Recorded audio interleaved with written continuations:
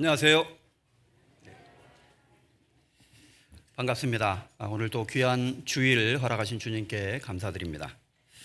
지금 현재 아시는 대로 2차 학예 수양회가 진행되고 있습니다.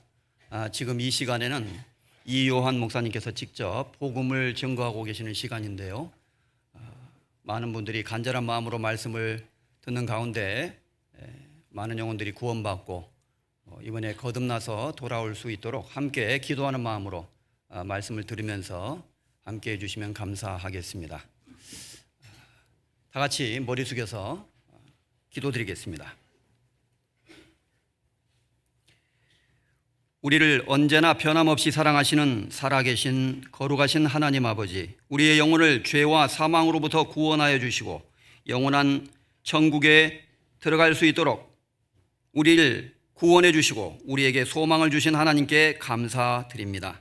주 예수 그리스도의 보배로운 피로 우리의 모든 죄를 깨끗이 그리고 영원히 씻어주시고 우리를 거룩하게 하셔서 의롭다 하시고 하나님의 자녀로서 하나님이 계시는 그 거룩한 천국에 들어가기에 전혀 부족함 없도록 우리를 만들어주신 주님 진심으로 감사드립니다. 하나님의 그 크신 사랑과 은혜를 늘 기억하며 주님께서 우리에게 주신 모든 은혜를 우리가 무엇으로 보답할 수 있을지 늘 생각하며 고민하며 살아가는 저희들이 되게 하시고 우리 가운데 한 사람도 그 하나님의 은혜를 저버리고 자신만을 위해서 살거나 자신만을 위해서 결국 죽는 어리석은 사람이 없도록 인도해 주시기를 간절히 소망합니다. 우리의 모든 생애 하나님의 복음 안에서 복음과 함께 이루어지게 하시고 우리 모두 하나님의 뜻을 좇아 하나님의 영광을 위해서 살아갈 수 있도록 그리스도 안에서 귀하게 사용해 주시기를 간절히 소망합니다. 이 시간 공주수양관에서 하나님의 복음이 증거되고 있습니다. 말씀을 증거하시는 이 요한 목사님에게 성령의 능력과 지혜를 주시고 담대히 하나님 말씀을 증거하는 가운데 많은 영혼들이 복음을 깨닫고 죄사함을 얻고 기뻐하고 즐거워할 수 있게 하시고 남아있는 모든 시간 동안 하나님께서 함께 하셔서 또 상담과 그 모든 시간들을 통해 많은 영혼들이 하나도 이루어지지 않고 구원받고 주님 앞에 영광 돌릴 수 있도록 우리의 수양회를 축복해 주시기를 간절히 소망합니다.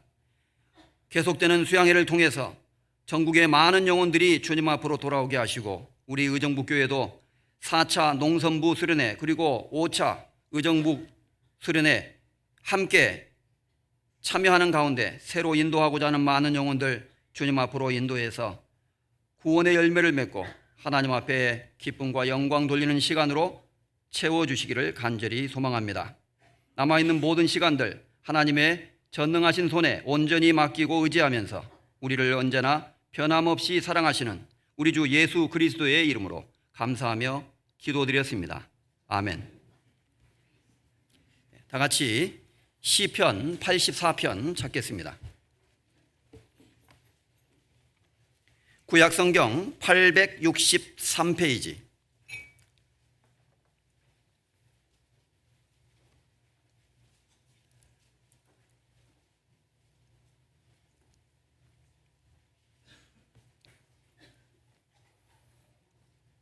시편 84편 1절에서 12절까지 찾으셨으면 제가 낭독해 드리겠습니다. 만군의 여호와여, 주의 장막이 어찌 그리 사랑스러운지요. 내 영혼이 여호와의 궁정을 사모하여 쇠약하며 내 마음과 육체가 생존하시는 하나님께 부르짖나이다. 나의 왕 나의 하나님 만군의 여호와여, 주의 제단에서 참새도 제 집을 얻고 제비도 새끼둘 보금자리를 얻었나이다. 주의 집에 거하는 자가 복이 있나이다. 저희가 항상 주를 찬송하리이다. 뒤로 넘어가서 10절에서 12절까지 낭독하겠습니다. 주의 궁정에서 한 날이 다른 곳에서 첫날보다 나은즉 악인의 장막에 거함보다 내 하나님 문지기로 있는 것이 좋사오니 여호와 하나님은 해요 방패시라. 여호와께서 은혜와 영화를 주시며 정직히 행하는 자에게 좋은 것을 아끼지 아니하실 것임이니이다. 만군의 여호와여, 주께 의지하는 자는 복이 있나이다. 다 같이 4절은 다시 소리를 내어서 함께 낭독해 보겠습니다. 주의 집에 거하는 자가 복이 있나이다. 저희가 항상 주를 찬송하리이다. 오늘날 우리가 살고 있는 시대를 가치 상실의 시대이다, 이렇게 어떤 사람은 부르고 있습니다. 많은 사람들이 인생의 진정한 의미와 삶의 가치를 알지 못하고 과거에 존귀하다고 여겨졌던 것들이 별로 중요하지 않게 여겨지고, 또 과거에는 별 의미 없고 하찮게 여겨졌던 것들이 사람들에게 의해서 굉장히 중요하게 생각되는 가치관 혼동의 시대, 또 혼돈의 시대에 우리가 살고 있다, 이렇게 말할 수 있겠습니다. 우리가 이 세상에 태어나서 살아가면서 무엇이 가장 중요한 것인가, 그리고 우리가 무엇을 추구하며 살아가야 되는가, 이것이 인생 전체를 결정한다고 할 수 있고, 결국 구원받은 그리스도인들에게도 이 문제는 우리의 신앙생활의 방향을 결정하는 가장 중요한 키가 될 것입니다.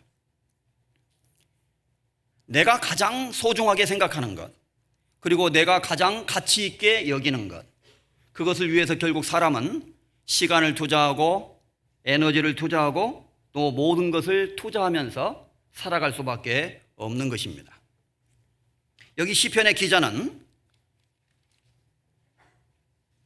84편 10절에서 주의 공정에서 보내는 한 날이 다른 곳에서 첫날보다 낫다. 악인의 장막에 거하는 것보다 내 하나님 문지기로 있는 것이 나는 좋습니다. 이렇게 말함으로써 자신의 인생에 있어서 자신이 가장 소중하게 여기는 것이 무엇인지를 고백하고 있고, 또 그것을 자신이 얼마나 귀중하게 생각하고 있는가를 이렇게 시를 통해 하나님 앞에, 그리고 이 시를 읽는 모든 사람 앞에 간증하고 있다고 할 수 있습니다. 나는 하나님의 공정에서 보내는 하루의 시간이 다른 곳에서 첫날보다도 의미가 있고 나에게는 가치가 있습니다.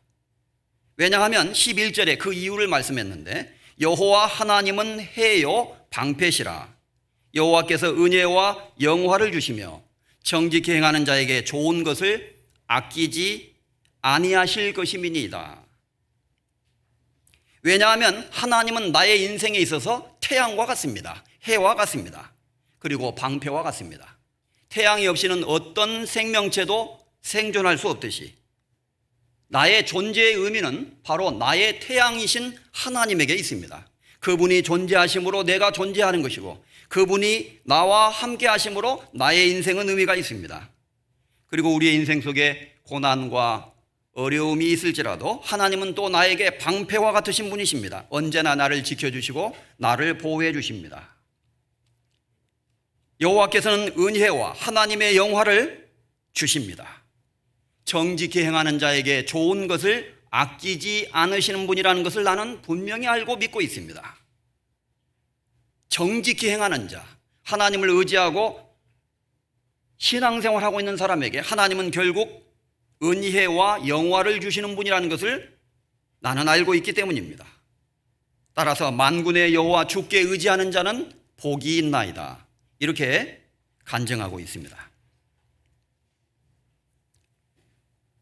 이 시편 84편의 가장 중요한 구절이라고 할 수 있는 것은 4절에 나타나 있는데, 시편의 기자는 여러 가지를 이야기하고 간증하고 있지만 궁극적으로 4절의 말씀을 통해서 이 시를 읽는 모든 사람에게 한 가지 중요한 진리를 말하고 있다고 할 수 있습니다. 주의 집에 거하는 자가 복이 있나이다. 저희가 항상 주를 찬송하리이다. 하나님의 집에 거하는 자가 복이 있습니다. 그들은 항상 주님을 찬양하며 살아가게 될 것입니다.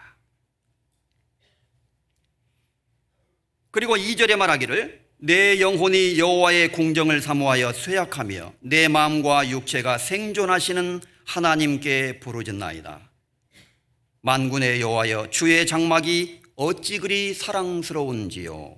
1절과 2절에서 이렇게 말하고 있습니다. 하나님의 장막이 나에게는 얼마나 사랑스러운지요. 내가 하나님의 공정을 사모합니다. 내 영혼이 여호와의 공정을 사모하여 쇠약해질 지경이 되었습니다. 내 마음과 육체가 생존하시는 하나님께 갈망하고 부르짖고 있습니다.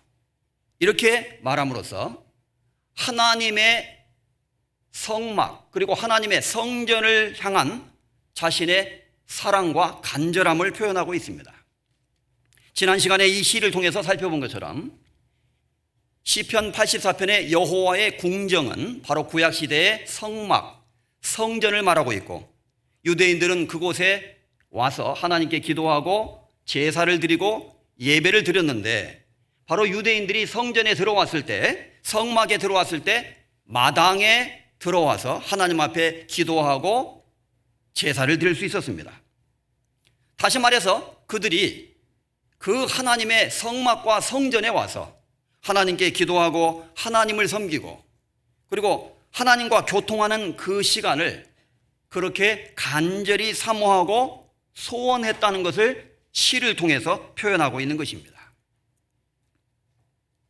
우리는 그냥 형식적으로 그들이 때가 되면 성막에 왔다가 갔다가 그렇게 했다고 생각할 필요는 없습니다.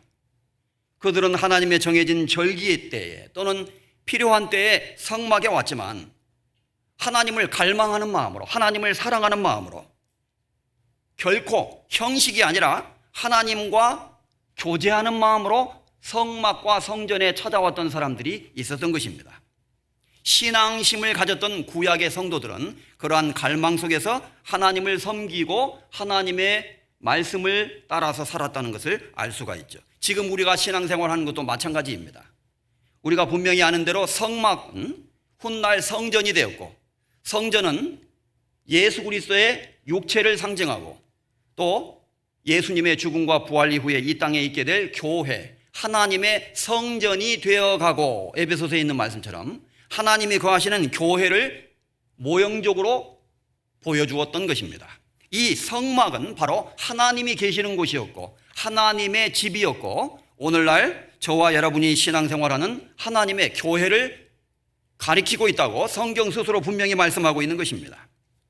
따라서 이것은 구약시대 어떤 사람의 시로서 끝나는 것이 아니라 바로 이 시간 저와 여러분의 하나님을 향한 우리의 마음의 표현이 이 속에 담겨져 있다는 것입니다. 내 영혼이 여호와의 궁정을 사모하여 쇠약하며 내 마음과 육체가 생존하시는 하나님께 부르짖나이다. 자신의 전 인격을 다해서, 자신의 전부를 동원해서 마음을 다하고 뜻을 다하고 힘을 다해서 목숨을 다해서 하나님을 사랑했던 구약의 성도의 간절한 마음이 이곳에 표현되어 있는 것입니다. 그는 하나님과 함께하고 하나님을 섬기고 하나님과 교통하는 그 성막과 성전이 바로 자신의 집이라는 것을 알고 있었습니다. 주의 집에 거하는 자가 복이 있나이다. 그래서 3절에 보면은 나의 왕 나의 하나님 만군의 여호와여, 주의 제단에서 참새도 제 집을 얻고 제비도 새끼들 보금자리를 얻었나이다. 솔로몬 시대의 성전 같은 경우에는 큰 건물이었고, 그래서 실제로 참새나 제비 같은 것이 드나들면서 제비집 같은 것을 지었을 수 있었을 것입니다. 처마에 그 자그마한 새의 집을 바라보면서 저 보잘것없는 참새와 제비 같은 새들도 하나님의 집에서 제 집을 얻고 새끼들 보금자리를 얻었나이다. 새끼를 기르고 하나님의 은혜를 누리고 살아가고 있구나. 이것을 바라보면서 시편의 기자는 바로 자신이 하나님 앞에 누리고 있는 은혜를 생각했을 것입니다. 저 참새와 제비와 같이 자그만하고 보잘것없는 내가 하나님의 은혜 안에서 하나님을 섬기고 하나님의 은택 속에서 살아갈 수 있다는 것은 얼마나 큰 축복인가. 하나님은 독수리 같은 크고 용맹스럽고 뛰어난 새들도 돌보시지만 참새와 제비 같은 아주 작은 새, 보잘것없는 미물에게도 관심을 가지고 계신다는 것을 생각했을 것입니다. 그래서 자신과 같이 보잘것없는 존재가 구원받고 하나님의 은혜 가운데 거하게 되었음을 감사하고 있는 것이죠. 오늘날 우리의 입장에서 볼 때는 바로 나의 모습이 그와 같습니다. 참새와 제비에 지나지 않는 아주 자그마한 나에게 하나님이 구원의 은혜를 베푸셔서 교회 안에 있게 하셨고, 이렇게 많은 형제 자매들과 함께 하나님의 은혜 속에서 하나님의 영광을 누리고 살아갈 수 있도록 나를 인도해 주신 것은 얼마나 감사한 일인가. 그리고 우리의 관심은 우리와 함께하는 우리의 가족들에게 있습니다. 참새도 제비도 새끼 둘 보금자리를 얻었나이다. 그 새들도 새끼를 기르면서 살아가는 그 모습을 보면서 바로 나와 함께하는 우리의 자녀들과 우리의 가족들이 하나님의 교회 안에서 하나님이 주시는 축복과 구원의 은총과 하나님의 선물 속에서 살아갈 수 있다면 주의 집에 거하는 자는 복이 있을 것입니다. 그리고 그들은 결국 하나님의 은혜를 찬송하게 될 것입니다. 이렇게 말을 했던 것입니다. 만군의 여호와여, 주께 의지하는 자는 복이 있나이다. 이것은 바로 구약 성도의 간증일 뿐만 아니라 오늘날 신앙생활하고 있는 저와 여러분, 우리 구원받은 모든 그리스도인의 간증이 되어야 할 것입니다. 오늘 이 말씀을 중심으로 특별히 10절에 주의 공정에서 한 날이 다른 곳에서 첫날보다 나은즉, 여기에서 주의 공정에서의 한 날, 이렇게 제목을 잡아 보았습니다. 이 사람에게 있어서는 진정한 가치, 인생에 있어서 최고의 가치는 하나님의 공정, 다시 말해서 하나님의 성막과 성소와 함께하고 있다는 것이 나타나 있습니다.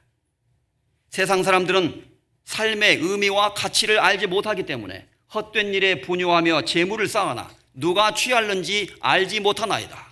주여, 내가 무엇을 바라리요? 나의 소망은 주께 있나이다 라고 다윗은 이야기한 적이 있었습니다. 세상 사람들은 인생의 진정한 가치와 의미가 무엇인지를 알지 못하기 때문에 어디에다가 자신의 가치를 두고 살아갈지를 알지 못합니다. 그래서 많은 사람들은 그림자같이 다니고 헛된 일에 분요하며, 쓸데없는 일에 분요하단 말은 바쁘고 시끄럽다는 뜻을 가지고 있어요. 원래 뜻이 바쁘게 살아가지만, 그리고 재물을 쌓지만 누가 취할는지 알지 못하나이다. 실컷 고생해서 벌어놓고 쓰려고 했더니 암에 걸려서 죽음을 기다리고 있는 사람도 있고, 실컷 벌어놓은 돈 잘못 투자했다가 한 번에 날아간 사람도 있고, 보이스피싱인가 뭔가 당해서 한 번에 날리는 사람도 있고, 보이스피싱 담당하는 형사가 보이스피싱 당해요. 그러니 지금 이 세상이 진짜 얼마나 위험한 세상입니까? 누가 취할는지, 재물을 쌓지만 누가 취해 갈는지 알지 못하나이다.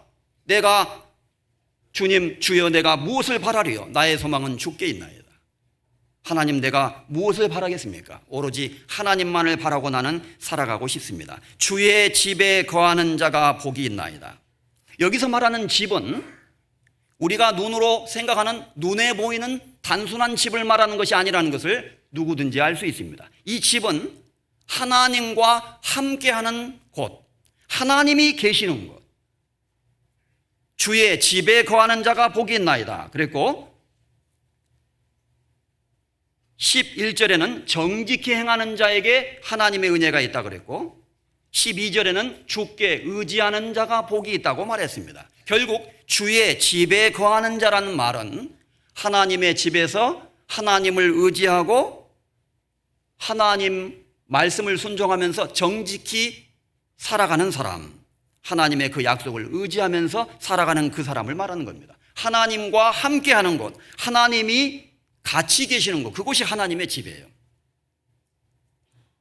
그래서 내 주 예수 모신 곳이 그 어디나 하늘나라, 초막이나 궁궐이나, 내 주 예수 계신 그곳은 어디든지 하늘나라입니다. 찬송가에 그런 찬송이 있잖아요. 궁궐에도, 솔로몬과 다윗이 거했던 궁궐에도 하나님은 계셨습니다. 다윗과 솔로몬은 높은 위치에 있고 많은 것을 누리고 있었지만 하나님을 섬겼던 사람이죠. 초막이나 보잘것없는 농부에게도, 보잘것없는 어부에게도, 평범한 삶을 살아가는 사람의 인생에도 하나님이 함께 계십니다.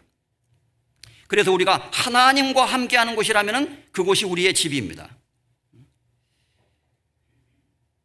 제가 아침에 산책을 하러 이제 나가니까 여기 신도 아파트 있잖아요. 신도 아파트. 근데 전에 못 보던 글씨가 보이더라고요. 자세히 보니까 우리의 보금자리 이렇게 써놨어요. 한국 사람처럼 아파트에 애착이 많은 사람은 없을 겁니다. 서울시에 어떤 사람은 아파트를 300채를 구매했던 사람이 있었죠. 그런데 심장마비에 걸려 죽어버렸어요. 너무 많이 관리하다 보니까 스트레스 받아가지고 이게 오르락내리락 하니까 300채가 올라갔다 내려갔다 하니 뭐 좀 죄송한 얘기지만 그런 일도 있습니다. 우리에게 집은 어떠한 의미가 있을까요? 전세, 월세 뭐 여러 가지 종류의 집이 있지만 진정한 집은 무엇을 의미하고 있을까요? 주의 집에 거하는 자가 복이 있으며 사람은 집을 원합니다. 누구든지. 그래서 누구든지 하루의 일과를 마치면 집으로 돌아가잖아요. 그리고 타양살이 몇 회든가 뭐 그런 노래도 있죠. 어른들이 부르시던 노래 보면 고향이 그리워도 못 가는 신세 노래를 부르면서 마음의 고향을 그리워하고 있습니다. 자기가 태어난 고향, 해외에서 오랫동안 이민 생활을 했던 사람은 그곳에서 시민권을 얻었는데도 고향을 그리워하고 있어요. 우리는 아버지 어머니가 날 낳으시고 기르셨던 그곳 보금자리, 보금자리라는 말을 사전에서 찾아보니까 어원이 새들이 알을 낳고 새끼를 기르는 곳 이렇게 돼 있더라고요. 새들에게 보금자리가 있듯이 우리에게도 보금자리가 있습니다.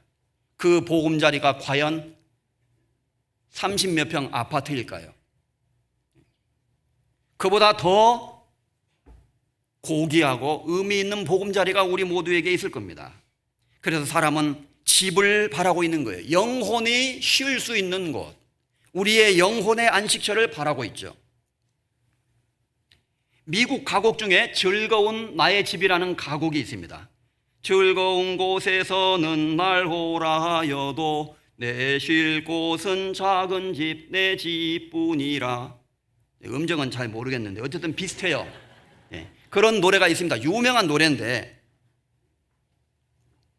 홈 스위트 홈이라고 하는 존 하워드 페인이라는 사람이 쓴 가사에 곡을 붙인 이 곡은 미국의 국민 가곡이라고 불리우고 있다고 합니다. 그러나 정작 하워드 페인은 이 시를 쓸 때 평생 결혼도 하지 못했고 프랑스 파리에서 떠돌이 생활을 하는 동안 무일푼의 시기를 보내었으며 가정이 없었기에 가정의 소중함을 뼈저리게 느끼면서 갈망하는 마음으로 이 시를 썼다고 합니다. 즐거운 곳에서는 날 오라 하여도 내 쉴 곳은 작은 집 내 집뿐이리. 내 기쁨 길이 쉴 곳 내 집뿐이라. 오 사랑하는 나의 집. 그는 평생을 떠들어 살아가면서 집을 그리워했어요. 집을. 무슨 집을 그리워했을까요? 1852년 그의 유해가 미국의 뉴욕 항구에 도착했을 때 대통령, 국무위원 등 뉴욕시가 생긴 이래로 최대의 인파가 운집하여 그의 죽음을 애도했다. 그 이유는 오직 단 하나, 그 노래의 가사 때문이었다. 이렇게 글을 쓰고 있어요. 그 가사 자체가 미국 국민들의 마음에 심금을 너무나도 울리는 내용이었다는 것이죠.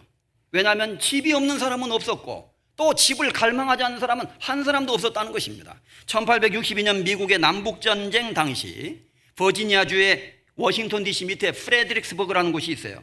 거기에서 북군과 남군이 전투를 벌이고 있었습니다. 그때 갑자기 긴 전투 중간에 북군 군대가 군악대 연주로 이 노래를 연주했대요. 즐거운 곳에서 날 오라 하여도. 그들은 이상한 감동에 사로잡혔습니다. 감정에 복받쳤어요. 그래서 그들은 전쟁을 스스로 멈추고 북군과 남군이 서로 부둥켜 안고 눈물을 흘렸다는 유명한 일화가 있습니다. 왜일까요? 즐거운 곳에서 날 오라 하여도. 바로 어머니, 아버지가 계신 그 집이 생각났기 때문이에요. 그들은 왜 동족 간에 피를 흘리면서 이곳에서 싸우고 있어야 되는가? 자기도 모르는 거예요. 그냥 싸우고 있는 겁니다. 그럴 때 그 노래가 울려 퍼졌을 때 사람들의 마음에 감동을 가져다 준 것이죠. 노래라는 것은 이상한 힘이 있는 것입니다. 그 노래를 통해서 사람들은 고향을 그리워하면서 서로 부둥켜 안고 한 민족, 한 동족이란 것을 확인했다고 합니다. 어쨌든 사람들은 집을 갈망하고 있습니다. 이는 사람이 자기 영원한 집으로 돌아가고 조문자들이 거리로 왕래하게 됩니다. 우리 모든 인간에게는 집이 있습니다. 이는 사람이 자기 영원한 집으로 돌아가고, 그래서 한국 사람들은 사람이 죽으면 돌아간다고 말합니다. 아무개 어르신 돌아가셨어요, 죽었어요 이렇게도 말하지만 돌아갔다고 말하잖아요. 어디로? 하나님께로 다시 돌아간 거예요. 이 세상은 잠깐 우리가 보내는 천막에 지나지 않습니다. 그래서 고린도후서에 보면 만일 땅 위에 있는 이 장막집이 무너지면 그랬어요. 이 육체를 장막이라고 표현했어요. 텐트라고 표현한 겁니다. 그리고 우리가 살고 있는 이 세상도 사실은 몇천 년 역사가 지나면 끝나도록 되어 있습니다. 영원한 곳은 아닙니다. 이 세상도 결국 천막과 장막과 같은 임시처소에 지나지 않는 겁니다. 사람은 자기 영원한 집을 기다리고 있는 거예요. 이는 사람이 자기 영원한 집으로 돌아가고 조문자들이 거리로 왕래하게 됩니다. 그래서 우리 모든 인간은 그 영원한 집을 사모하고 있는 거예요. 그런데 하나님을 알지 못하는 어리석은 인간들은 눈에 보이는 이 세상이 전부라고 생각하고 말똥에 굴러도 세상이 최고지 뭐, 그리고 죽으면 다 끝이야, 내세 그런 거 안 믿어. 죽으면 끝이지 뭔 영원한 세계가 있어. 어떻게 살든지 이 세상에서 잘 먹고 잘 사는 것이 전부지 뭐, 이렇게 생각하면서 살아가게 된다는 것입니다. 결국 인간은 어리석음으로 말미암아 진정한 삶의 목적과 의미를 상실했기 때문에 자신이 최후에 돌아가야 될 그 집이 있는데도 그것을 알지 못하고 지금 헤매고 있는 거예요. 지금 우리 구원받은 그리스도인들은 구원받은 이후에 우리의 집이 어디인지를 알고 있습니다. 물론 나와 함께하는, 우리 가족들이 함께하는 집이 있고, 그리고 우리의 보금자리가 있습니다. 그것도 중요합니다. 그러나 우리에게 진정한 집은 바로 우리의 영혼의 안식처, 바로 교회이죠. 성막, 성전, 그리고 교회가 바로 집입니다. 주의 집에 거하는 자가 복이 있나이다. 저희가 항상 주를 찬송하리이다. 하나님은 이렇게 말씀하셨습니다. 하나님의 집에 거하는 사람은 복이 있습니다. 틀림없습니다. 여러분, 이 말씀을 믿으십시오. 이것은 하나님의 약속일 뿐만 아니라 성령의 감동으로 기록된 하나님의 언약의 말씀입니다. 주님의 집에 거하는 자, 하나님의 교회 안에 거하는 자는 분명히 복을 얻게 될 것입니다. 그래서 하나님은 이렇게 말씀하고 있죠. 그래서 이 시편의 기자는 그것을 확실히 알고 믿었던 사람이었기 때문에 만군의 여호와여 주의 장막이 어찌 그리 사랑스러운지요. 내 영혼이 여호와의 궁정을 사모하여 쇠약하며 내 마음과 육체도 생존하시는 하나님께 부르짖고 있습니다. 그리고 주의 궁정에서 한 날이 다른 곳에서 천날보다 낫습니다. 어떤 총각과 아가씨가 데이트를 하는데 퇴근 후에 만났어요. 총각이 말합니다. 아가씨, 저는 하루 종일 회사에서 피곤하게 일하다가도 이렇게 퇴근길에 당신과 함께 커피 한 잔 나누는 이 30분이 최고 행복한 시간입니다. 그렇게 고백할 수 있겠죠. 그 정도는 돼야 결혼을 하지. 그렇죠? 그건 사실인 거예요. 제가 미국에 있을 때 실제 이건 들었던 이야기예요. 어떤 청년이 아가씨를 사랑했습니다. 오레곤주의 포틀랜드라고 하는 도시에서 커피의 고장인 시애틀까지, 워싱턴주의 시애틀, 다른 주로 매일 아가씨를 만나러 오는데 174마일, 250km 정도 돼요. 편도 3시간 반, 왕복 7시간이에요. 그것을 매일 왔다 갔다 했대요. 매일. 미국은 퇴근을 좀 일찍 합니다. 그러니까 5시쯤 퇴근하면은 3시간 반 운전해서 그 아가씨를 만나서 식사하고 차 한 잔 마시고 1시간 정도 있다가 다시 또 가야 돼요. 그 다음날 퇴근해야 되니까. 그래서 또 3시간 반 또 내려가는 거예요. 하루 종일 일하고 그 다음날 또 올라와서 이렇게 4년 가까이를 했다는 겁니다. 제가 깜짝 놀랐어요. 이야, 영화를 만들어야 되겠네. 우리가 어떤 대상에 대해서 간절히 갈망하면요, 야곱이 라헬을 사랑하니까 7년을 수일같이 여겼더라 그랬잖아요. 성경에 그런 말이 나오잖아요. 사랑에 빠진 사람은 시간이 가는 줄을 모릅니다. 7년이라는 기간이 수일과 같았어요. 마치 그런 것처럼 사랑에 빠진 사람에게는 그렇게 느껴진다는 것이죠. 여기 이 시편의 기자는 하나님 앞에 자신의 간절한 마음과 사랑을 고백하고 있습니다. 하나님, 저는 하나님의 궁정에서, 성막에서의 한 날이 다른 곳에서, 세상에서의 첫날의 시간보다 더 낫습니다.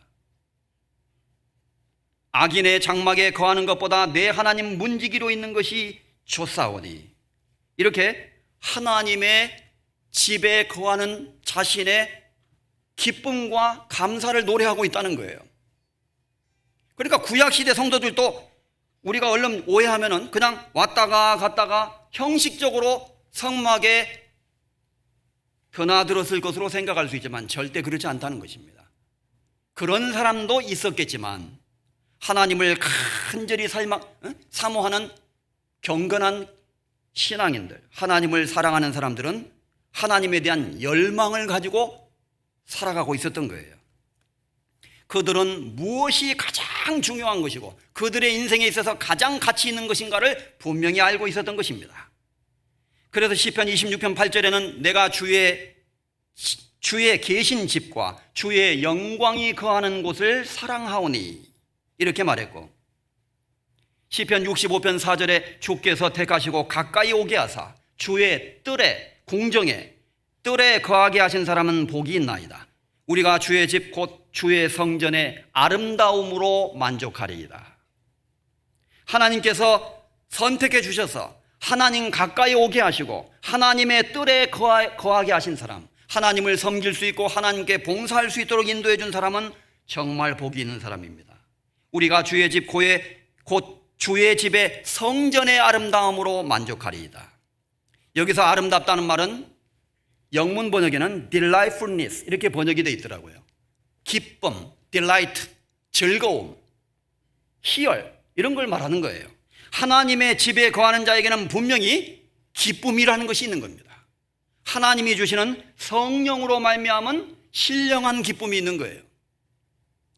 주께서 내 마음에 두신 기쁨은 저희의 곡식과 새 포도주에 풍성할 때보다 더하니이다. 하나님이 우리 마음속에 주신 기쁨, 내게 강 같은 평화, 내게 강 같은 평화 넘치네. 내게 강 같은 평화.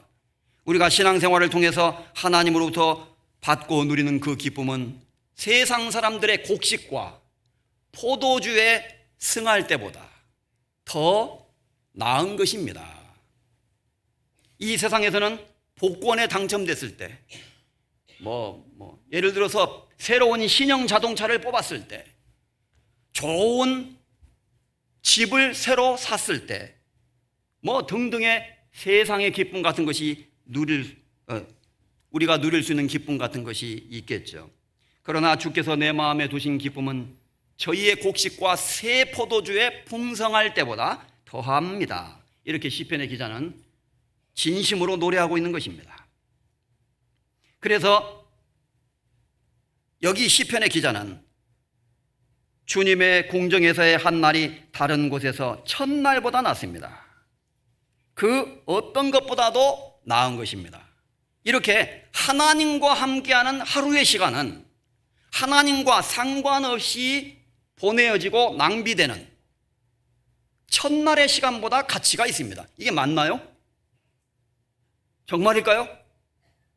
이것은 신앙 안에서는 실제로 적용되는 계산법이라는 것입니다. 성경은 우리에게 말합니다.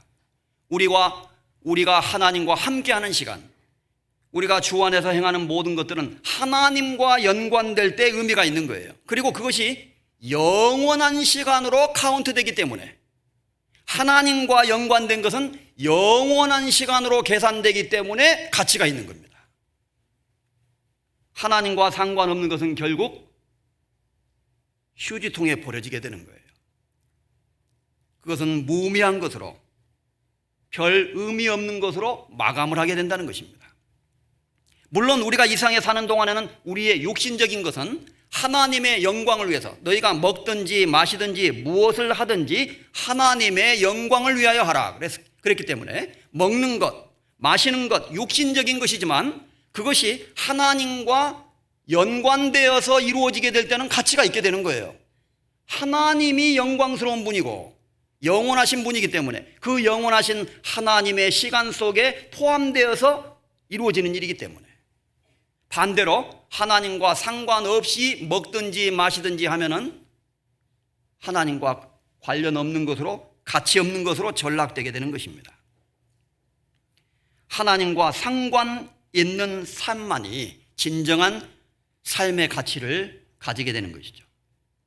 여호와를 경외하는 것이 지식의 근본이오늘 미련한 자는 지혜와 훈계를 멸시하느니라. 여호와를 경외하고 두려워하는 것이 모든 지식의 근본이다. 근본, 영문 번역에는 beginning 이렇게 번역이 되어 있어요. 시작이란 뜻입니다. 하나님을 믿고 경외하고 살아가는 신앙생활, 신앙심을 가지고 시작하는 우리의 삶이 인생의 시작이 될 것이다. 그러니까 신앙을 가지지 않은 사람은 아직 인생을 시작하지도 않은 거예요. 그래서 그런 말이 있죠. 일하고 동그라미를 쓰면 10도 되고 100도 되고 1000이 됩니다. 그런데 일을 쓰지 않고 동그라미를 아무리 그어도요, 그냥 제로예요. 그것은. 그 숫자의 가치가 발휘되지가 못한다는 것이죠. 여호와를 경외하는 것이 일, 지식의 근본이오늘, 시작이오늘. 그러니까 시작부터 잘해야 되는 거예요. 그래서 우리는 구원받고 하나님의 사랑을 깨닫고 신앙생활을 하게 되면서 인생의 시작이 이루어지게 된 겁니다. 그래서 우리는 진정한 인생의 가치와 의미와 우리가 추구해야 될 것, 우리가 이 세상에서 가장 소중하게 생각해야 될 것, 무엇을 위해서 우리가 살고 결국 무엇을 위해서 죽어야 하는가, 그리고 그것이 우리의 인생에 있어서 가치 있는 것인가를 누구보다도 잘 알고 있는 사람이 된 것입니다. 그래서 다윗은 세상 사람들은 헛된 일에 분효하며 재물을 쌓고 있습니다. 누가 취할는지 알지도 못하면서. 하나님, 저는 무엇을 바라겠습니까? 나의 소망은 오직 주님께 있습니다. 나는 오직 하나님만 의지하고 살아가겠습니다. 라고 그 위대한 다윗도 이야기했던 것입니다. 무엇이 가치 있는 것이고 가치 없는 것인가를 알았기 때문에. 오늘날은 가치관 상실의 시대라고 말합니다. 중국의 제니 첸이라는 사람이 아이폰을 위해서 죽다라는 책을 썼습니다. 이 책의 내용은 우리가 사용하고 있는 스마트폰, 갤럭시도 있고 미국에서 나온 아이폰이라는 게 있잖아요. 그런데 이 아이폰을 만드는 이야기를 쓰고 있는데, 전 세계의 젊은 소비자들이 아이폰 최신 모델을 구매하기 위하여 밤새워 줄을 서는 수고를 마다하지 않는 현상을 묘사했고, 이와 같은 소비자들의 수요에 부응하기 위하여 중국의 팍스콘이라고 하는 회사가 있는데 아이폰 공장이래요. 거기에서 중국의 젊은 노동자들이 빠르게 아이폰을 생산해내기 위한 회사의 방침에 부응하기 위해서 하루에 몇 시간 자지 못하고 밤낮 열심히 일하다가 쓰러져 죽어가는 일들이 많이 벌어지고 있다는 거예요. 그리고 너무나도 힘들어서, 때로는 너무너무 괴롭고 힘들어서 자살을 선택하는 사람들도 있고, 그래서 홍콩의 한 교수였던 이 저자는 아이폰을 위해 죽다라는 책을 씀으로써 오늘날 사회에서 벌어지는 기이한 현상을 묘사하고 있는 것입니다. 그가 말한 내용에 의하면 아이폰 가격의 2%만이 노동자에게 임금으로 결국 돌아가는 구조로 되어 있는데, 사람들은 도대체 무엇을 위해서 이렇게 아이폰에 목을 매는 것인가?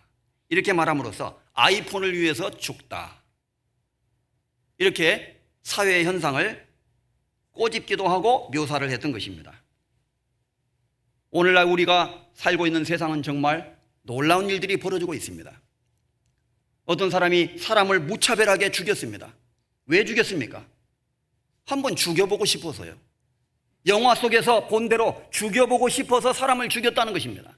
이 어처구니 없는 일이 벌어지는 시대에 살고 있는 거예요. 인간의 정신과 영혼이 완전히 병들어서 구렁텅이로 지금 들어가고 있는 거예요.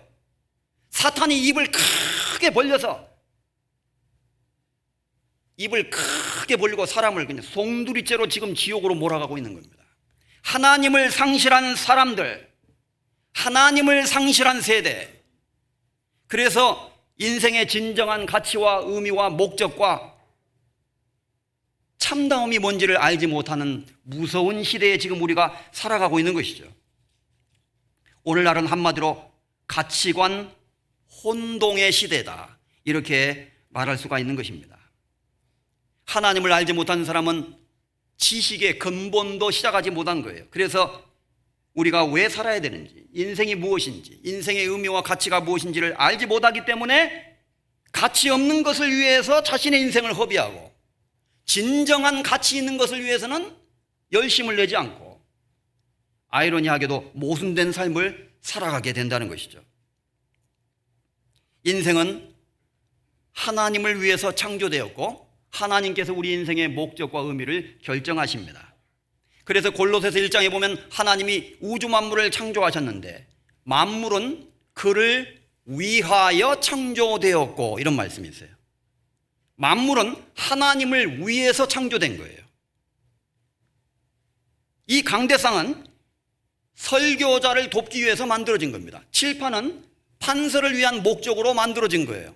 우리가 앉고 있는 의자는 우리를 편안하게 지탱해 주기 위한 목적으로 설계가 되고 만들어진 것입니다. 만물이 지으신 자의 목적이 있습니다.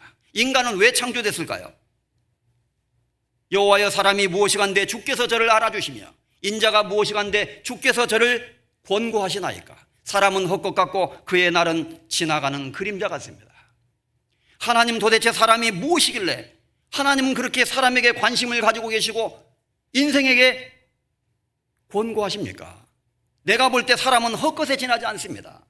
그리고 우리는 지나가는 그림자에 지나지 않는 보잘것없는 존재입니다. 나와 같이 보잘것없는 우리 인간에게 하나님 왜 그렇게 관심이 많으십니까? 이렇게 시편 144편의 시편의 기자는 말했던 것이죠. 인간은 하나님의 형상대로 지음을 받았습니다. 영혼을 가진 존재로 창조를 받았어요. 그리고 골로새서 1장에 말씀하고 있는 대로 그를 위하여 창조된 거예요. 하나님을 위해서 창조된 거예요. 하나님이 없는 인간에게는 삶이 없는 겁니다.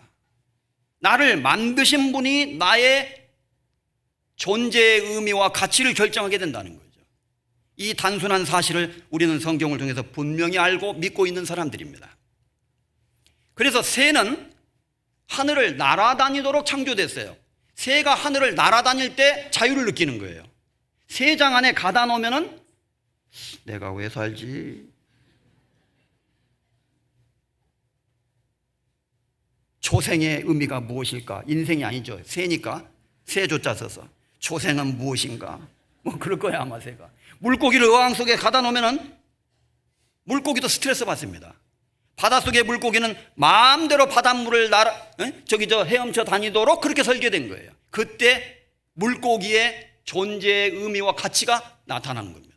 인간은 하나님을 위해서 창조된 거예요. 그러니까 하나님을 위해서 살아가게 될 때 내가 이렇게 사는 것이 인생의 의미가 있는 것이구나, 이렇게 인생의 가치와 의미를 발견하도록 되어 있다는 거예요. 그래서 하나님을 알지 못하는 사람은 인생이 허무 자체입니다.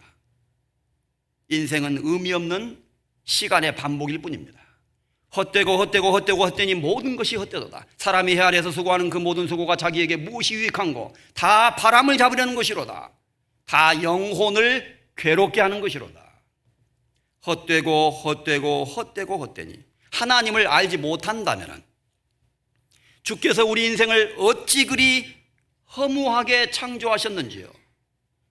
하나님을 알지 못하는 인생은 허무 자체로 끝나게 되는 거예요. 우리가 이 복음을 깨닫고 하나님을 알고 하나님의 뜻을 발견하게 될 때 비로소 새가 갇혀 있다가 공중에 탁 날아가듯이, 물고기가 어항 속에 갇혀 있다가 바닷물 속에 딱 풀어줄 때 마음껏 바닷속을 헤엄쳐 나가듯이 우리가 죄 속에 갇혀 있다가 죄 용서함을 받고 하나님의 구원을 받음으로 말미암아 영혼의 자유를 얻게 될 때 진리를 알지니 진리가 너희를 자유케 하리라. 예수님 말씀하신 대로 그 복음을 깨달을 때 영혼의 자유를 느끼게 되는 거예요. 그때 아하 하고 하나님과 나 사이의 관계를 통해서 내가 이래서 존재하는구나 이렇게 깨닫게 된다는 것입니다. 이런 말이 있죠. 우리에게 있어서 가장 중요한 두 날은 첫째 자신이 태어난 날이고 둘째는 자신이 왜 태어난지를 깨달은 날이다. 이런 말이 있어요. 우리가 이 세상에 첫 번째 태어난 날 생일 중요한 날입니다. 두 번째 중요한 날은 내가 왜 태어났는지를 깨닫게 될 때가 중요한 날이에요. 우리는 사실 구원을 받은 그 순간부터 신앙생활 속에서 내가 이래서 살게 된 거구나. 인간이 이래서 존재하게 된 거구나. 하나님이 이래서 세상을 만드신 거구나. 그런데 인간이 죄를 져서 이렇게 세상에 고통이 있고 괴로움이 있는 것이구나.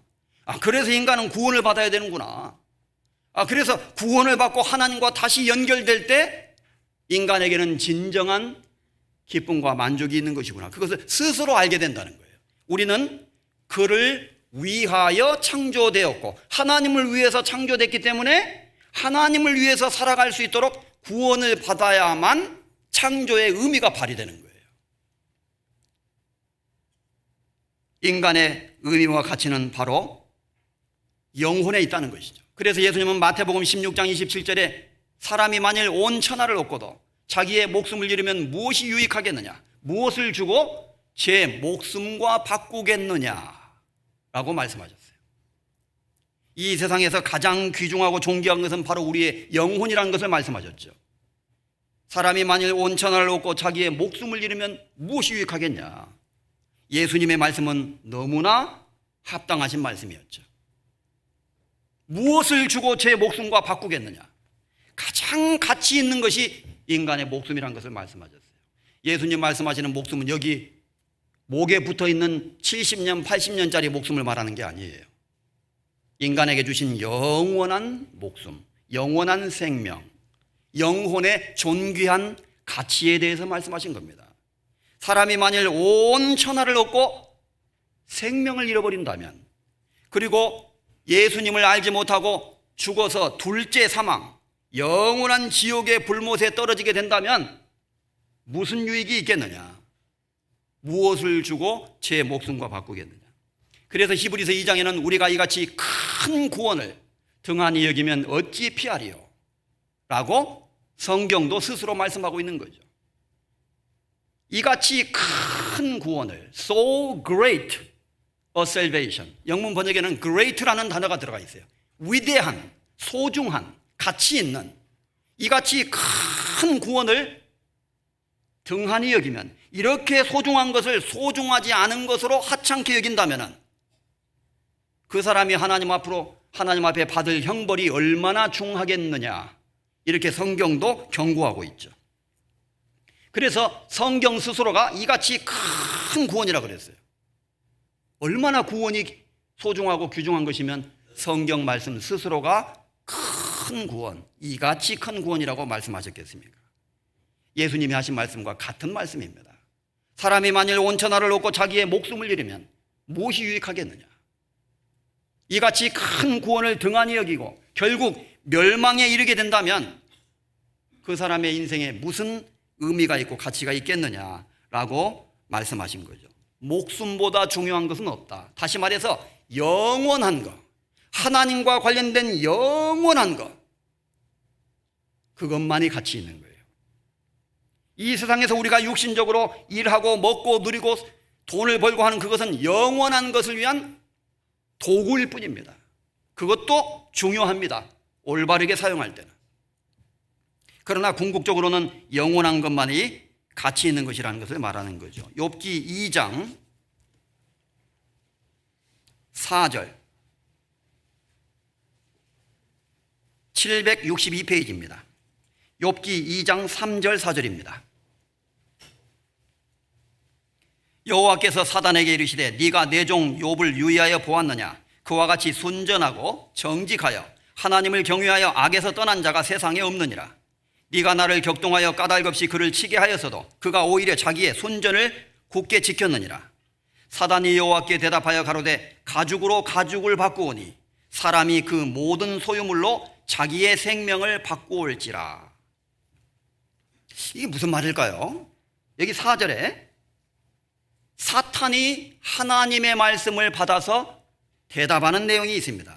사탄이 말하기를 가죽으로 가죽을 바꾸오니 사람이 그 모든 소유물로 자기의 생명을 바꾸올지라. 3절에 보면 우리가 욥기 아는 대로 욥은 의로운 사람이었지만 까닭없이 고난을 받았습니다. 하나님이 그의 믿음을 시험하는 것을 허락하셨죠. 그래서 욥이 모든 것을 잃어버렸어요. 많은 재산을 잃어버리고 고난을 받고 있었습니다. 그리고 하나님이 말씀하셨습니다. 사탄에게 네가 내 종 욥을 잘 자세히 살펴보았느냐? 그처럼 정직하고 하나님을 경외하고 순전한 마음으로 살아가는 사람은 세상에 없을 것이다. 그때 사탄이 한 말이 4절입니다. 하나님 그렇지 않습니다.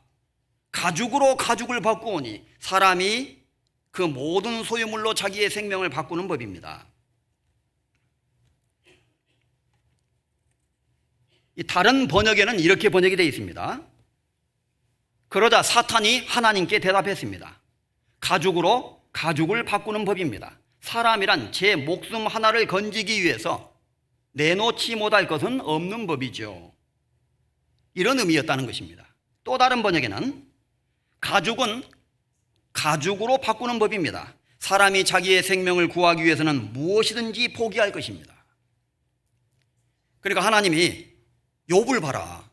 이렇게 재산을 잃어버리고 많은 것을 잃어버렸는데도 하나님께 대한 순전한 믿음을 지키지 않느냐. 그러니까 사탄이 하는 말이 아이고 하나님 아직 목숨이 붙어 있으니까 하나님을 경외하는 거지. 그의 생명에 관계된 것을 한번 쳐보십시오. 그러면 하나님을 배반하고 하나님을 욕할 겁니다. 원래 가죽으로 그의 상당한 가치가 있는 가죽을 바꾸는 법입니다. 가치 없는 것을 가치 있는 것하고 바꾸는 사람이 어디 있습니까? 가죽으로 가죽을 바꾸는 법이니 사람도 자기의 생명을 지키기 위해서는 무엇인지 다 할 겁니다. 그러니까 아직 욥에게 생명을 위협하는 고난이 없어서 그렇지, 생명을 위협하는 고난이 있으면은 뭔 짓이라도 하려고 할 거요? 아마 하나님도 배반해 버릴 거예요. 이런 식으로 사탄이 말을 했다는 겁니다. 하나님 앞에서 설교하고 있네 지금 이 사탄이 건방지게. 그것은 욥의 진실한 마음을 알지 못했기 때문에 사탄이 그렇게 말한 거예요. 욥은 그렇지 않았습니다.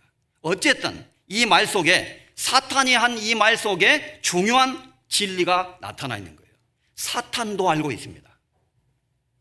사탄도 알고 있어요. 뭘 알고 있어요? 사람이란 목숨 하나를 지키기 위해서는 내놓지 못할 것이 없다는 거예요. 인생들을 보니까 자기 목숨을 제일 중요시 여기더라 그 말입니다. 그래서 강도가 들어와서 딱 머리에다 권총 대고요, 돈 내놔, 쏜다. 미국에서 어떤 분이 실제로 슈퍼마켓 하다가 권총 강도가 들어왔어요. 권총을 탁 들이댔습니다. 강도가 돈통 열어. 근데 이분이 덜덜덜 떨리면서요, 머리털이 쫙 섰대요. 이렇게 모처럼 쫙 분명히 섰다는 거예요. 자기 머리털이 안 섰어요. 쓴 것처럼 느껴진 거예요. 딱 권총을 갖다 대니까 땡기면 죽잖아요. 살려만 주세요. 뭐든지 다 할 테니까. 그 마음이 생기더라는 거죠. 죽음 앞에서는 사람이 두려워합니다. 그러니까 사탄도 사람이 생명을 지키기 위해서는 뭐든지 할 수 있다는 것을 사탄도 알고 있는 거예요. 그런데 인간은 어리석어서 그것을 알고 있으면서도, 사탄도 알고 있는 그 사실을 또 잊어버리고 정신이 팔려가지고 사탄에게 영혼을 내주는 사람이 있잖아요. 인간이 그렇게 어리석다는 것입니다.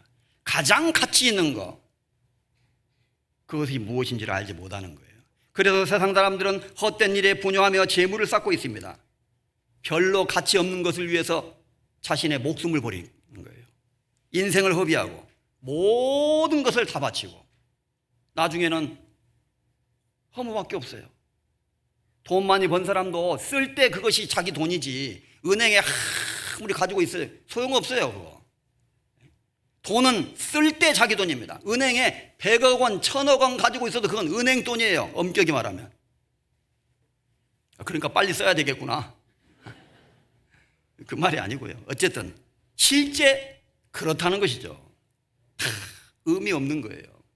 결국에는 다 험으로 돌아가게 되는 것입니다. 그래서 사탄은 인간들의 정신을 혼미시켜서 더 중요한 것이 무엇인지를 알지 못하고 가치 없는 것을 위해서 인생을 낭비하도록 만드는 거예요. 그리고 가장 중요한 것은 하찮게 보이도록 만드는 거예요. 지금 사람들의 눈이 멀었어. 지금 눈이요. 고린도후서 4장 4절. 고린도후서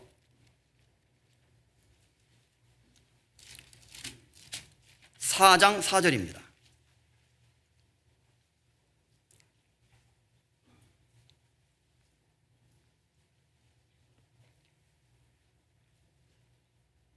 (289페이지) 고린도후서 4장 4절을 읽겠습니다. 그 중에 이 세상 신이 믿지 아니하는 자들의 마음을 혼미케 하여 그리스도의 영광의 복음의 광채가 비추지 못하게 함이니 그리스도는 하나님의 형상이니라. 그 말씀 앞에 3절에 만일 우리의 복음이 가리웠으면 망하는 자들에게 가리운 것이라. 그 중에 망하는 자들 중에 이 세상 신이 믿지 아니하는 자들의 마음을 혼미케 하여 그리스도의 영광의 복음의 광채가 비치지 못하게 함이니. 복음을 빛이라고 표현했습니다. 빛. 그래서 요한복음 1장에 참빛 곧 세상에 와서 각 사람에게 비추이는 빛이 있었나니 예수님을 그렇게 표현했어요. 각 사람에게 비치는 빛으로 예수님을 묘사했습니다.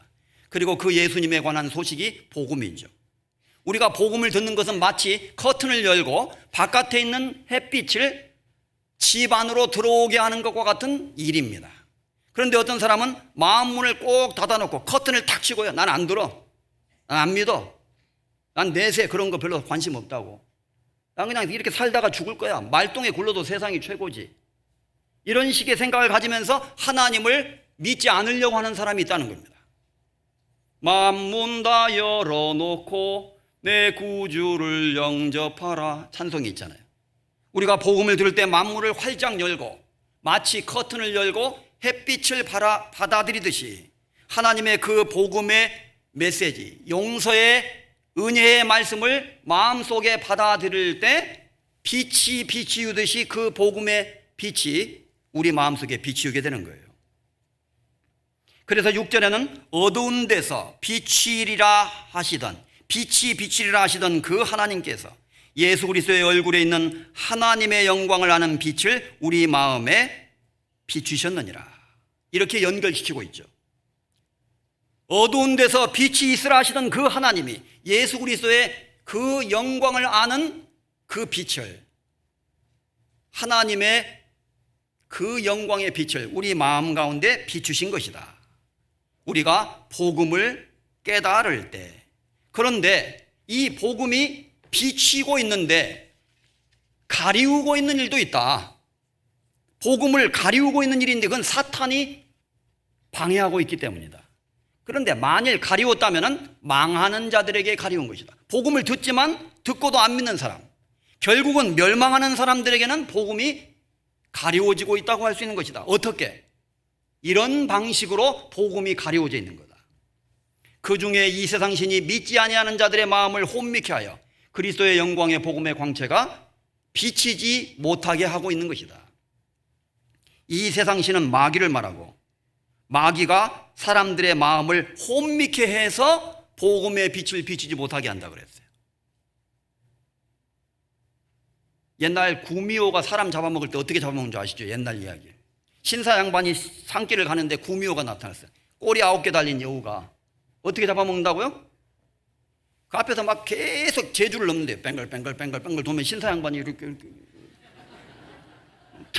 이렇게 넘어진다는 거예요. 그 얘기 있잖아요. 그러면 간을 빼먹는단 말이 있잖아요. 뱅글뱅글 돌 사람 정신 못 차리게 만든다는 거죠. 재미있는 이야기고요. 그런 것처럼 실제 그래요, 마귀가. 그래서 이 혼미케 한다는 말이 원래 뜻은 눈을 어둡게 하여, 이런 의미를 갖고 있어요. 블라인드를 쳐서, 영어로는 블라인드 치잖아요. 햇볕이 가리워지잖아요. 이런 것처럼 사람들의 마음속에 블라인드를 탁 쳐버리는 거예요. 먹음직하고 보암직하고 지혜롭게 할 만큼 탐스럽게 선악과가 보이게 만들었죠, 마귀는. 그래서 육신의 정욕, 안목의 정욕, 이생의 자랑을 통해서 세상적인 것에 마음이 빼앗기도록 해서 진정한 가치가 무엇인지를 모르도록 만든다는 겁니다. 그래서 사람들의 눈이 지금 멀어져 있는 거예요. 눈이 멀었어요. 눈이 시력이 약해졌어요, 지금 사람들이. 어느 날 우리가 이 복음을 듣다가 눈을 밝히 뜨는 거예요. 내 눈을 밝히 떠서 주 십자가 볼 때 날 위해 고생 당하신 주 예수 보인다. 찬송가 있지 않습니까? 내 눈을 밝히 떠서 주 십자가 볼 때 날 위해 고생 당하신 주 예수 보인다. 그걸 보기 전에는 눈이 어두워져 있어요, 지금. 그래서 이 세상 신이 믿지 아니하는 자들의 마음을 혼미케 하여, 어둡게 하여 그리스도의 영광의 복음의 광채가 비치지 못하게 하미니, 그래서 마귀는 가장 중요한 것은 하찮게 보이게 하고 별로 중요하지 않은 것은 대단하게 보이게 해서 그것을 쫓아가도록 만드는 거예요, 사람에게. 완전히 마귀의 속임수입니다. 그리고 사탄은 미끼를 통해서 사람을 파멸로 이끌어가는 거죠. 잠언 1장에 마귀의 역사를 경고합니다.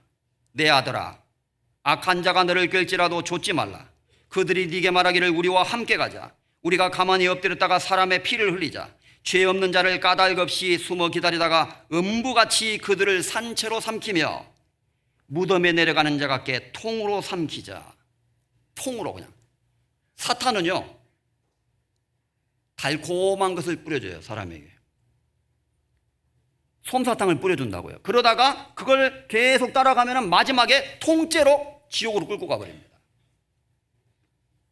사람들은 하나님을 떠나서 지옥으로 가는 계단으로 한 계단, 하나님 없다. 두 번째, 하나님이 보시랴, 한 계단 더 내려가요. 악한 일의 징벌이 속히 실행되지 않으므로 인생들이 악을 행하기에 마음이 담대하도다. 함부로 죄 짓는 거예요. 하나님 없어, 지옥 그런 거 다 없어. 일부러 믿고 싶지 않은 거죠. 그 다음에 한 계단 더 내려가요. 저희가 마음에 하나님 두기를 싫어하매. 야, 하나님을 이제 싫어해, 아예. 고집하고 끝까지 믿지 않는 겁니다. 한 계단 더 내려가, 한 계단 더 내려가. 한 계단만 내려가면 지옥이에요, 바로. 사탄은 인간을 그렇게 미혹하는 거죠. 잠언 5장 3절, 잠언 5장 3절입니다.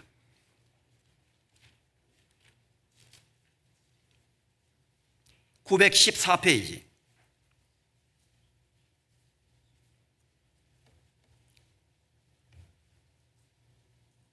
5장 3절에서 6절까지 읽겠습니다. 대저 음녀의 입술은 꿀을 떨어뜨리며 그 입은 기름보다 미끄러우나 나중은 쑥같이 쓰고 두 낡아진 칼같이 날카로우며 그 발은 사지로 내려가며 그 걸음은 음부로 나아가나니 그는 생명의 평탄한 길을 찾지 못하며 자기의 길이 든든치 못하여도 그것을 깨닫지 못하느니라. 여기 음녀의 모습이 나와 있습니다. 이 음녀는 마귀를 상징적으로 보여주고 있는 거예요. 음녀의 입술은 꿀을 떨어뜨리며 그 입은 기름보다 미끄러우나 달콤해요. 꿀이 뚝뚝 떨어져요. 그러나 나중은 쑥같이 쓰고 두 낡아진 칼같이 날카로우며 인생을 송두리째 단돌이 해버립니다. 완전히 파멸시켜버립니다. 그 발은 사지로 내려가며 그 걸음은 음부로 나아가나니 지옥으로 들어갑니다. 그는 생명의 평탄한 길을 찾지 못하며 자기 길이 든든치 못하여도 그것을 깨닫지 못하느니라. 그 마귀에게 유혹된 사람은 생명의 평탄한 길, 하나님께로 나아가는 올바른 길을 못 찾아요. 무엇이 인생에 가장 의미 있고 가치 있고 존귀한 것인지를 알 수가 없다는 것입니다. 하나님의 도움이 없이는. 그리고 자기 길이 든든치 못하여도 조금 있으면 이제 멸망인데, 얼마 있으면 심판이 오고 있는데 그것을 깨닫지 못하느니라. 그 발은 사지로 내려가며 그 걸음은 음부로 나아가나니 무서운 결말이 기다리고 있습니다. 마귀는 사람들에게 마약을 다 줘가지고 말이죠, 정신 못 차리게 하는 거예요. 지금 요한계시록 9장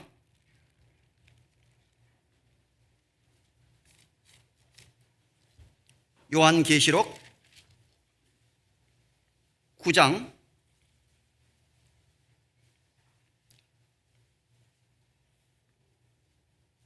11절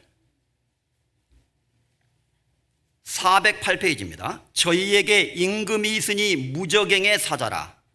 히브리음으로 이름은 아바돈이요 헬라음으로 이름은 아볼론이더라.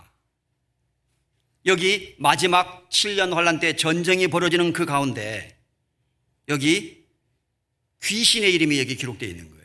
저희에게 임금이 있으니 무저갱의 사자라. 무저갱을 책임지고 있는 천사가 있어요. 히브리 이름으로는 아바돈, 영화 제목도 나왔죠. 헬라 이름으로는 아폴리온. 이 아바돈, 아폴리온 원래 뜻은 파괴, 멸망 이런 뜻이에요. 이 천사의 이름은 멸망입니다. 멸망. 사람을 사지로 끌어가는 거예요. 욥기 31장 12절에 멸망하도록 사르는 불이라. 나의 모든 소산을 뿌리까지 없이 할 것이라. 결국 멸망입니다. 미국의 라스베가스에 가면 유명한 도박장이 있죠. 도박만을 위해서 설계된 도시예요. 신기한 도시죠. 사막 한가운데 도시가 있어요. 멋있는 빌딩들이 있습니다. 최고급 호텔이 있어요. 그 안에 들어가면 호화스러운 도박장이 있습니다. 라스베가스 교회가 있기 때문에 저도 거기를 가본 적이 있죠. 놀라운 것은 여러분 아십니까? 그 도박장에 가면은요 이상하게 안 졸려요. 왜 그런 줄 아세요? 호텔 측에서 산소 공급기로 산소를 계속 공급해줘요. 정신 똑바로 차리고 도박하라고. 이 나중에 교회당지면 저거 하나 설계하면 좋겠다 그 생각이 들더라고요. 성경 강의를 다 갈 때 산소 쫙 공급되면 안 졸릴 거 아니에요. 그런데 세상에 도박장에다가 그게 마귀가 얼마나 영리한데, 그 사람들 그냥 정신이 말똥해가지고 꼬부랑 할머니로 이러고 있어요. 젊은 청년도 막 눈을 부릅뜨고. 그런데 어떤 것은 우리 돈으로 예를 들어서 10만 원 놓고 한 번 도박 땡기는 것도 있고 5만 원 놓고 한 번 땡기는 것도 있는데 10센트짜리 도박이 있습니다. 10센트. 다 털리잖아요. 그러면 10센트 동전 하나라도 넣고 한 번이라도 더 땡겨보도록. 제가 그것을 보면서 그 앞에 사람들이 쫙 줄 서 있어요. 비참한 인간의 모습입니다. 그게. 마귀는 탈탈 털어가는 거예요. 사람의 영혼을. 산소도 공급해주고 좋은 환경을 공급해주고 하나님 생각하지 않고 도박하도록 막 매진하도록 만들어요. 그 다음에 다 잃어버리도록 만들어요. 그 다음에 1점까지 다 뺏어가요. 1점까지 10점까지 완전히 그 사람의 영혼을 탈탈 털어서 지옥으로 끌고 가는 겁니다. 인간은 진정한 가치를 알지 못하기 때문에 에서처럼 한 그릇 식물을 위하여 장자의 명분을 판 에서와 같이 망령된 자가 있을까 두려워합니다. 에서는 한 그릇 팥죽 때문에 장자의 명분을 팔아 넘겨버렸습니다. 경고잖아요. 이게 무엇이 중요하고 무엇이 덜 중요한 것인지를 전혀 알지 못했기 때문에 자신의 인생을 파멸로 이끌어갔던 것입니다. 오늘날 얼마나 많은 사람들이 필요 없는 것, 가치 없는 것, 그리고 허무한 것에 목숨을 걸고 자신의 인생을 걸고 자신의 생애를 걸고 그것을 위해서 살아가는지 몰라요. 대저 그 발은 악으로 달려가며 피를 흘리는 데 빠름이라. 무릇 이를 탐하는 자의 길은 다 이러하여 자기의 생명을 잃게 하느니라. 이 사람들은 담대하고 고집하여 떨지 않고 영광 있는 자를 회방하는 자들이다. 어리석은 사람들입니다.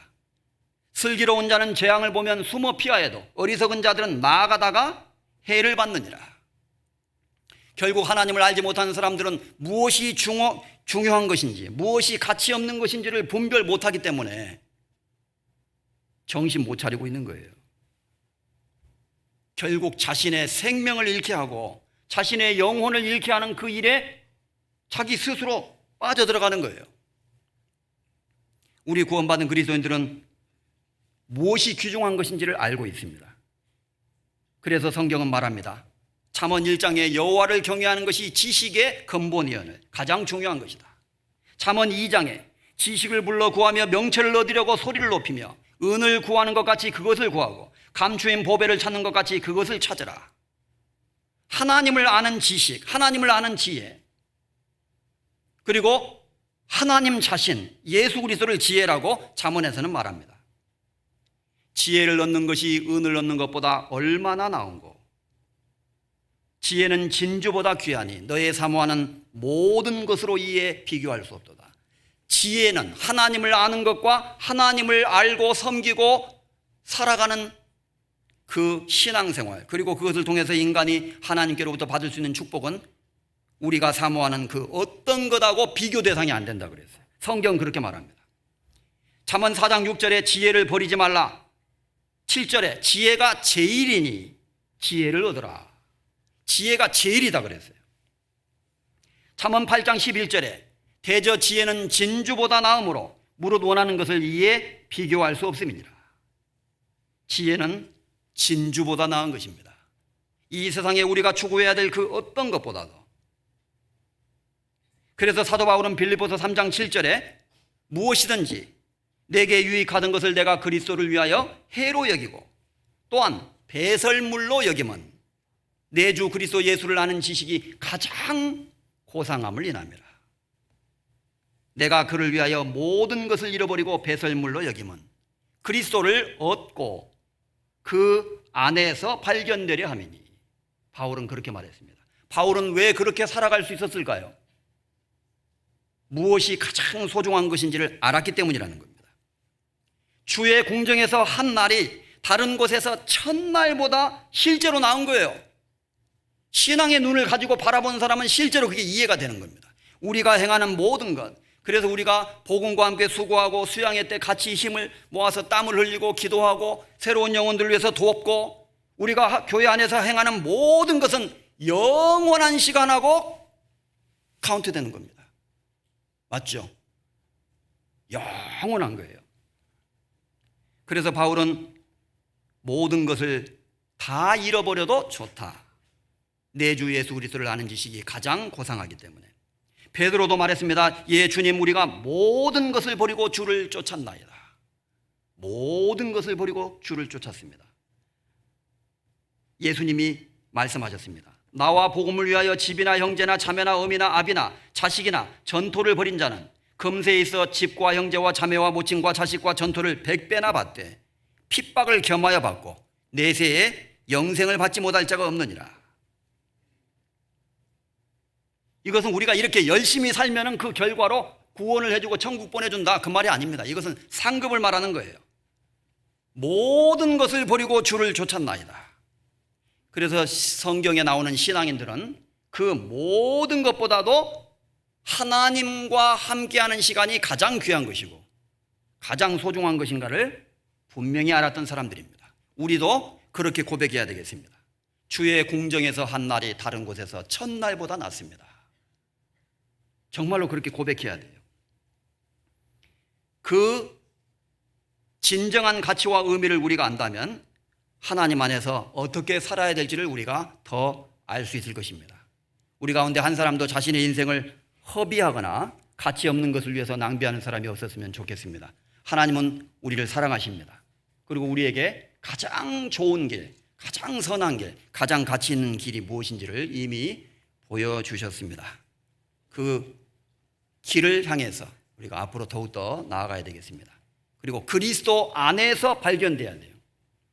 그리스도 안에서. 세상에서 아무리 훌륭한 사람이 되어도 세상에서는 발견이 됐는데 교회 안에서는 발견이 안 되는 사람은 의미 없는 삶을 살아간 것입니다. 세상에서도 발견되고 교회 안에서도 발견되고 얼마나 좋겠어요. 영광스러운 삶을 살아갈 수 있게 될 것입니다. 그리스도 안에서 우리 모두 발견되기를 간절히 소망하고, 이제 수양회를 위해서 더 많이 기도해 주시고요, 힘을 합해서 우리가 열심히 복음 전하고 같이 복음의 은혜 가운데 참여하는 여름철이 됐으면 좋겠습니다. 특별히 5차 수양회 많이 기도해 주시고 또 새로운 영혼들 많이 전도했으면 좋겠습니다. 같이 기도하시겠습니다.